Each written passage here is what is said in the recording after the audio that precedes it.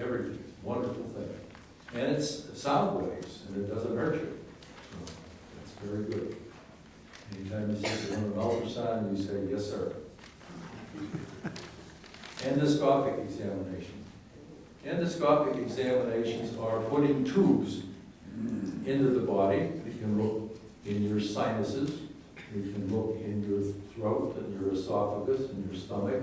You can look down through your stomach into your duodenum and around the curve and look at the cystic duct that comes out of your gallbladder and go a little further and see the pancreatic duct that comes out of your pancreas into your gut.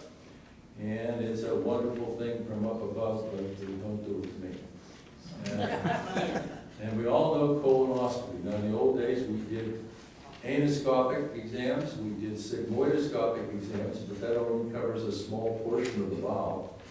And now we do colonoscopies, and we can see the whole bowel. And the whole bowel is that wide. And looking for polyps, tumors, cancers, colitis, all kinds of things. Now, other procedures that you're now, well, skip that. Pulmonary function studies, people who have lung disease, pulmonary function studies are very good for following the lung disease, the course of it. We do tests like a vital capacity, which shows how much air you can breathe in and out. And of course, as the disease progresses, you may not be able to breathe that air in and out. The pulmonary function studies are used principally not for diagnosis, but for following courses of illness. And the sleep laboratory is something new in recent years. There's an awful lot of sleep disorders. I don't know how we got by years ago, but we did. Nowadays, we have to have sleep function studies. The last thing I want to talk about is laparoscopic examinations. You can now put instruments into your body cavities and look and treat.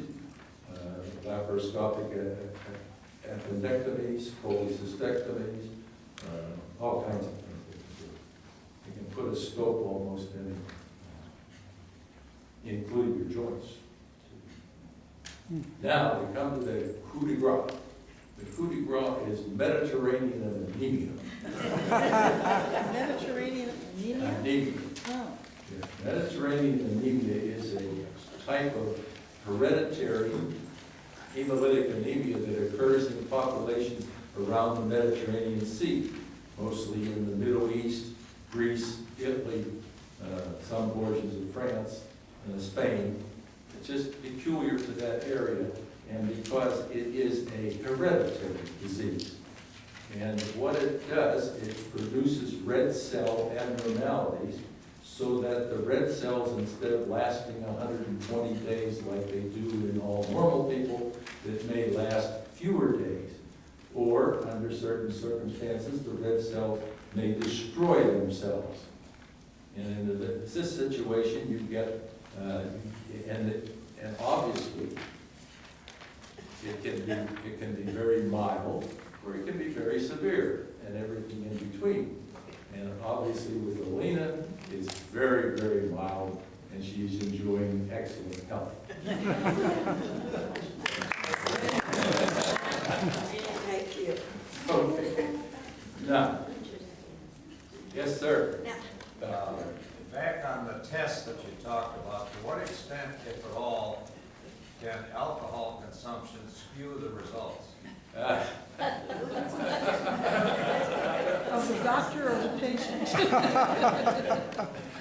Well, when we talk about alcohol, we're talking principally about liver disease, but it can also affect the pancreas as well.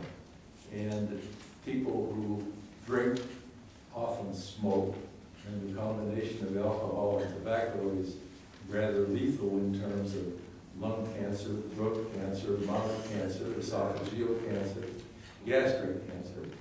So alcohol is principally involved in the liver. I don't think that alcohol really has much of an effect on these other things that I've mentioned, but in and some of these things you have to be fasting in order to have the test run. The cholesterols, the chemistries, things like that. Other tests, you don't need to be fasting. So if you were consuming alcohol and you had to have a fasting test, well, I'd be kind of like to let the alcohol go for a couple of days before you have the test. But it's principally a liver thing, from my standpoint.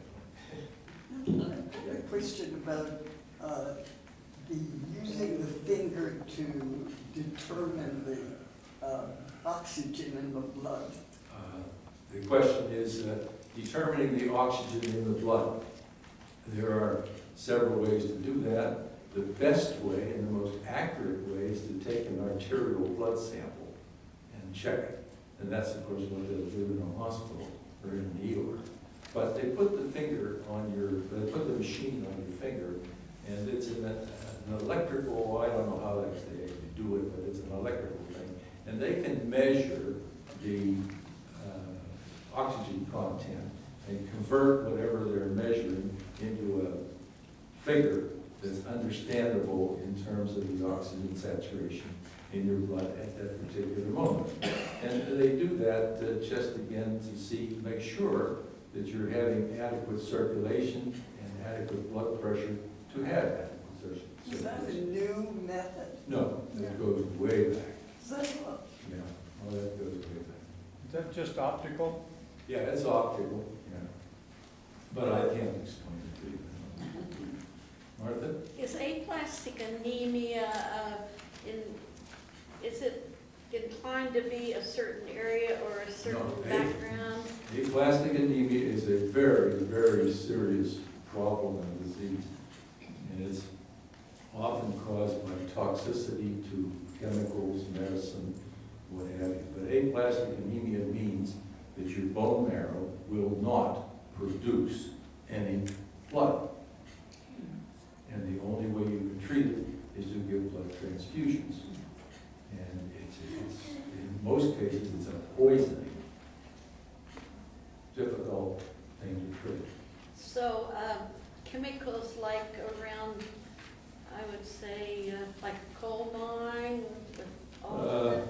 I asked because both my mother and her mother had late onset aplastic anemia, and both of them are from the coal mining area and background. Well, I usually think that aplastic anemia is an acute situation, something that happens because you did something. There are many, again, when you say my mother and both had it, then immediately I think of, is the diagnosis correct? Because there are many other conditions that can cause you not to be able to make blood that are not aplastic anemia. I see. So, and then as far as toxicity is concerned, I think benzene and, I don't know, a whole bunch of things. Yep. Mostly in children that get into household cleaners and stuff. I see. Yes, Don? How often should you have these tests? Okay. Does it, I mean, Oh, okay. What constitutes a good workup? This is my opinion. My opinion is not the opinion of your own doctor, and my opinion is not the opinion of the HMO or of the insurance company. It is my opinion. I think a good workup consists of a complete blood count, a test called a sedimentation rate, which is a test for inflammation. Rheumatoid or any kind of chronic inflammation will have a sed rate that's way out of sight. And it's a good test to give you a clue about what's going on in the person. A complete blood count, a urinalysis, and a biochemical profile. And a biochemical profile will contain the electrolytes that I've listed, liver function, kidney function, sugar, thyroid function, lipids, cholesterol, HDL, and LDL. And I think that's it. As a biochemical